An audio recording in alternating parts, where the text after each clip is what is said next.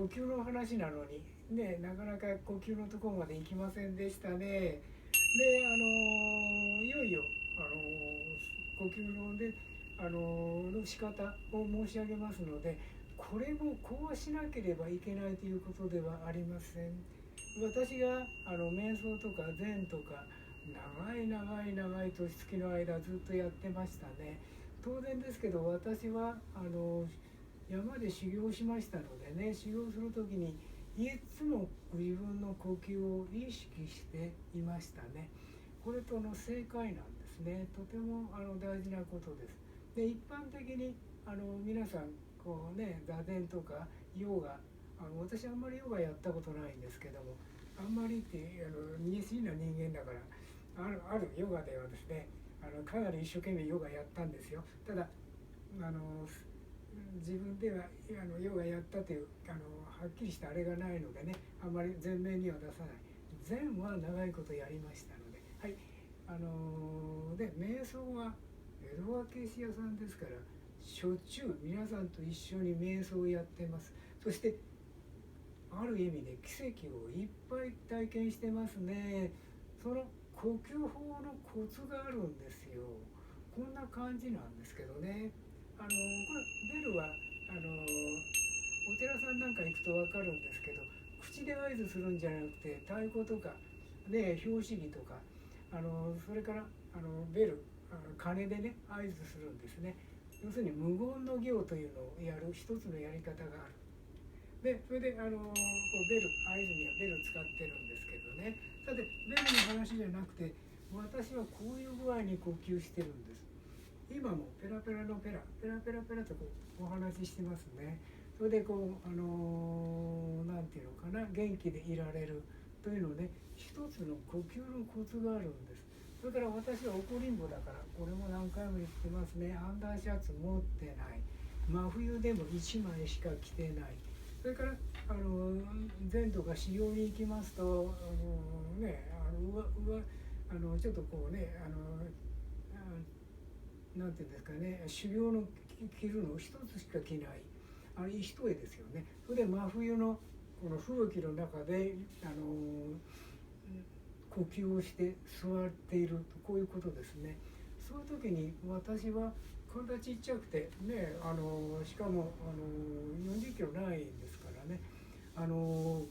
風の冷たさ、ね、気温の冷たさって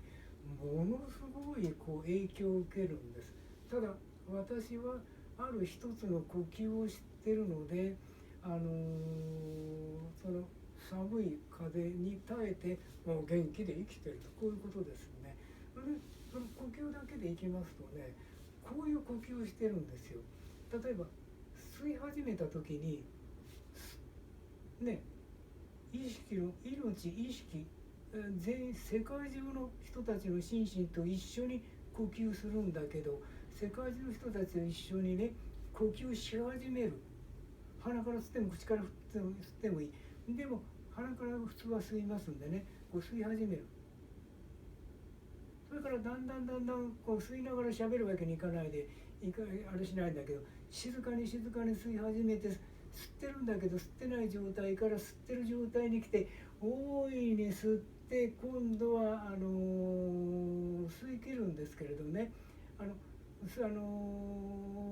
てるんだけど吸ってない状況に持っていくわけですね。ですから静かに吸い始めて、ね、大きくだんだん吸ってきて、小さくだんだんしていって、さらにこう吸い終わってるんだけどまだ吸ってるという体験する。吐く時もそうですね。いっぱい吸うことはないんです。ちょっと吸えばいいんですけどね。吐く時もそうですけど、静かに静かに吐いてるんだけどまだ吐いてない、肉体は吐いてない、意識の中では吐いてるんだけど吐いてない。世界中の人たちの心身を健康にするために、いいですかね、宇宙の空気を吐いてるんだけど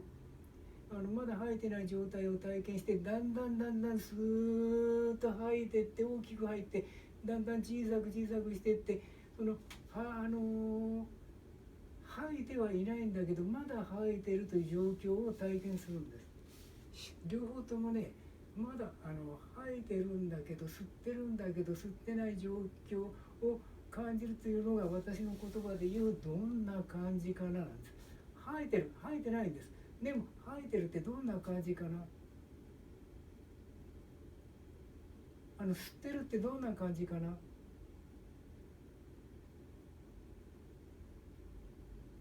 私呼吸が長いですからね、吸ってるってどんな感じかなとやりながら下手すると1分ぐらい吸ってるんですよ。今吸ってんです。今吐きましたね、言葉にして。はい、これも時間がかかるからこの辺りにしますけどね。そうやって呼吸を長くしてるんで私は寒くないということですね。で当然呼吸を長くしてるので肺が元気になって元気でいる。大事なこと言いますよ。いいですか。若いうちは皆さん例えばいろんな病気でねしてしまいますね。で